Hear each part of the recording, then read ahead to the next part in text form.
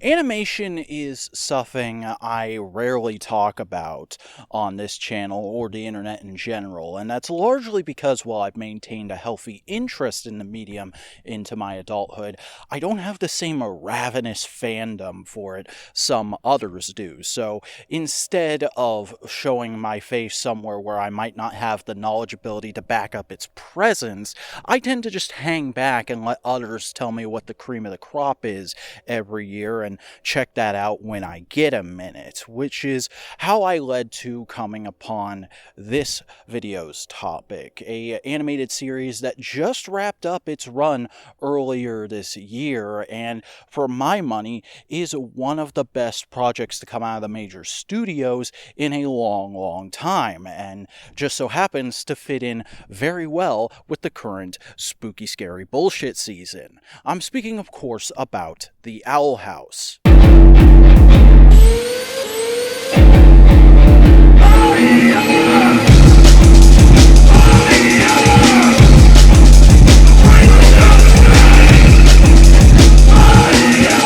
Hey everybody, what's going on? I'm the Vacuuminator, a guy who enjoys traipsing through the woods in search of the sort of otherworldly solitude that can provide in today's modern interconnected age, and that's part of why I also provide that scenery for you in my videos.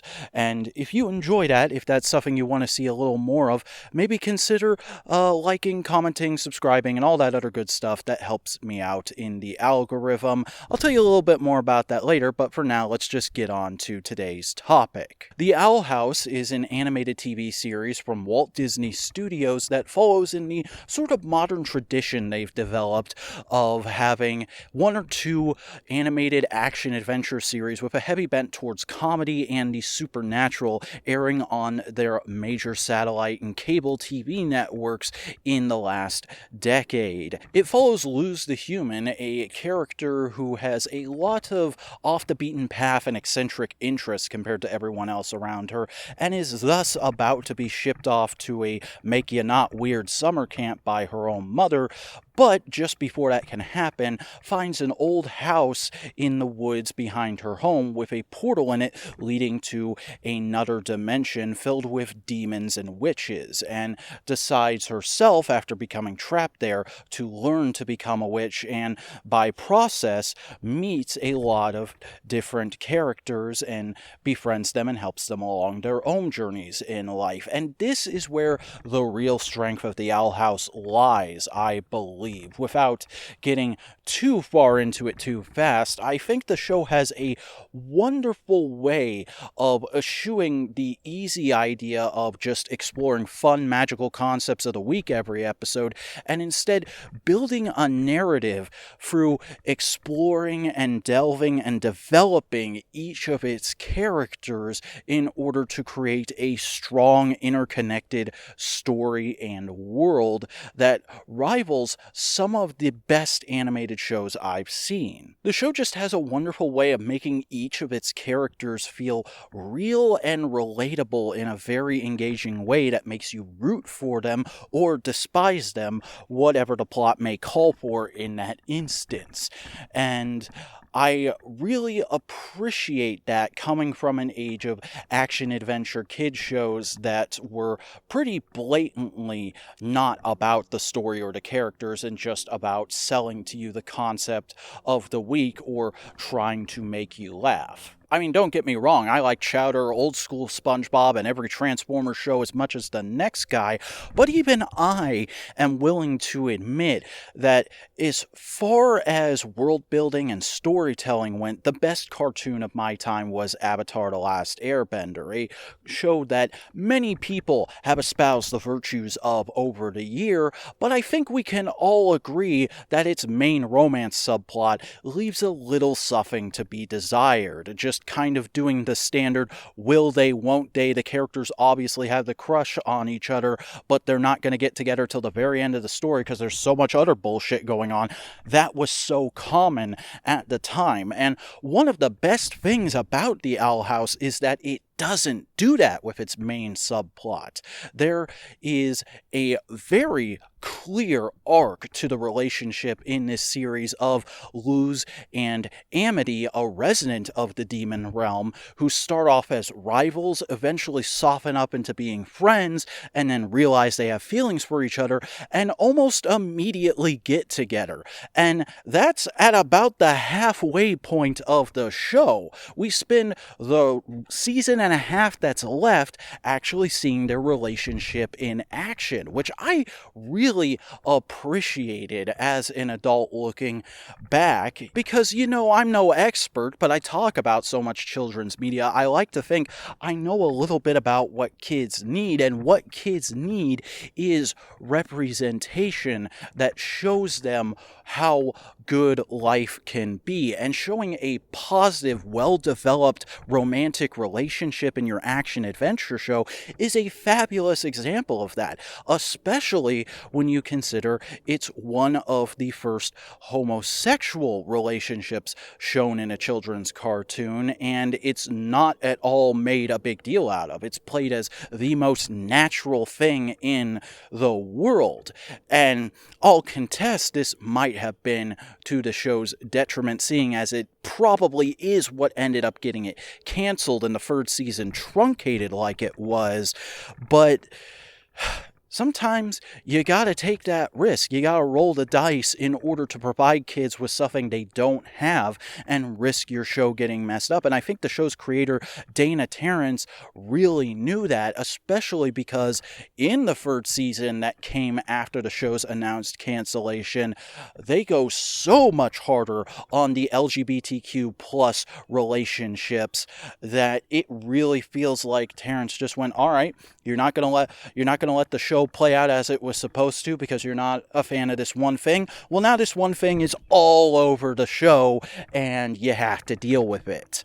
And there's something very fun and anti-establishment about that, especially when it's going against Disney, a company that has become somewhat notorious in recent years for just barely having enough LGBTQ inclusivity to appease people who say they need to have it, but not scare off all the conservative parents who are fans of them. And yes, I know Disney didn't literally cancel the show because it had gay characters in it. The reason they gave was it no longer fit their brand, but that announcement also came right around the time the episode where Luz and Amity actually get together aired, so it's kinda hard to assume anything else. Plus, there's the fact that the show doesn't just feature gay relationships. There's also relationships between people who have a defined assigned at birth gender and people who are non-binary.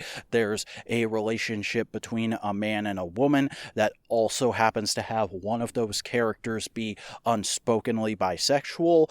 It is a very inclusive show that has a little something for everybody in terms of representation. Even if you, for some illogical reason, have a problem with the gays, hey, Hunter and Willow are right there, and their relationship's really cute. Those characters are probably some of the best supporting cast members in the whole series for how they both have these subtle arcs early on that get them to a certain place of self-assuredness that allows their relationship to come from a place of equal footing and then build to a place of combined strength. I really appreciate that they go so far as to show something that realistic without even making it the main focus. And that's just for the relationships that are there for kids to relate to. There's also several adult relationships that I think many people could tag on to, like what's going on with Ida and Rain, a relationship that's been rocky over the years due to personal baggage, but ultimately they're able to find a way to make it work in the end. There's a relationship of convenience in what's going on with Amity's parents, where neither party is really happy, but they're just kind of going along with it until they reach their breaking point.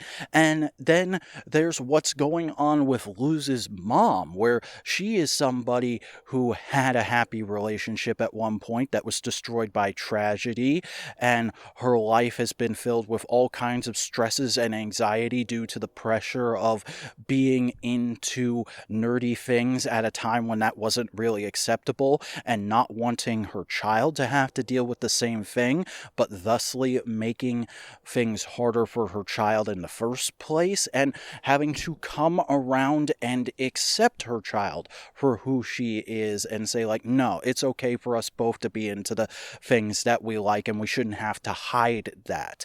There really is a wonderful theme of acceptance running all throughout the show that just kind of hits home, even for me, the most plain, basic kind of person you can find on this website. I'm a white guy. I'm straight. I'm cis. I have a beard. There's really no reason I should think this show is for me, and yet it still hit home several times. And finally, there's of course the main villain of the piece, who builds into that whole theme of representation and acceptance I've been speaking to here, and this is major spoilers, mind you, but it's revealed partway through the series that he is actually a human himself, and he was transported to the realm Luz is also trapped in for the majority of the show hundreds of years ago, back during the days of the Salem witch trials, when he was a witch hunter himself, along with his brother, who happened to fall in love with an actual witch from the demon realm, and he felt very betrayed at that, and he's been lashing out, trying to figure out a way to exterminate the witch race of the Boiling Isles himself ever since. And ultimately, he's offered multiple chances to change his ways and repent from being a hateful person who just sees everybody who's not like him in this world as a problem, and denies it every time, leading to him ultimately getting one of the most appropriately callous and brutal ends I've ever seen for a cartoon villain. And that's, of course, just talking about characters and relationships. I'm not even getting into the fact that the animation in this show is solid throughout and has occasional moments of brilliance about once or twice per season, where for a key scene, they'll just go extra hard on making every little moment have this high fidelity to it that really pops and stands out in your mind when looking back on the show, or the fact that thanks to all that world building that comes over the course of this character development, this show probably has the most robust and well-rounded magic system in all of fiction. There's literally an explanation for everything. There's perfect rules that they stick to throughout the whole thing. They never pull anything out of their ass to make a big heroic moment happen. It all has a clear setup and payoff to it that just feels so satisfying by the time you get to that final action set piece. And then there's the music, which just has this wonderful, almost joyous macabreness about it all the way through that always feels perfectly appropriate for what's going on in a scene, and happens to create probably the best opening and closing themes I've seen since modern Doctor Who. Ultimately, I have to say, The Owl House is a great show and an incredible example of art through adversity, in my opinion. I mean, think about it. It was made at a studio that wasn't quite interested in the things it wanted to do in the first place, but had to be sold in a certain way to get in the door. It eventually got cut off in the late game and had to truncate its back half to better fit the time it had. And it was just presenting certain themes in a world that was becoming increasingly hostile to them. And still unfortunately is. If you haven't seen this show yet, I highly recommend seeking it out if anything I've said sounds at all appealing to you. It is a really fun little piece that has a appropriate amount of fun spookiness about it for this time of the year, hence why I'm talking about it right now. And ultimately, the only real problem I have with it is just that it's not a lot of merchandise for it. And you know me, I'm a toy collector. I like my merch, and I don't think it's too much to say, where's my official King plush, Disney? That's going to do it for this time, though. Thanks for joining me. As always, if you enjoyed this, again, like, comment, subscribe, ring that bell so you get notifications whenever I release another video.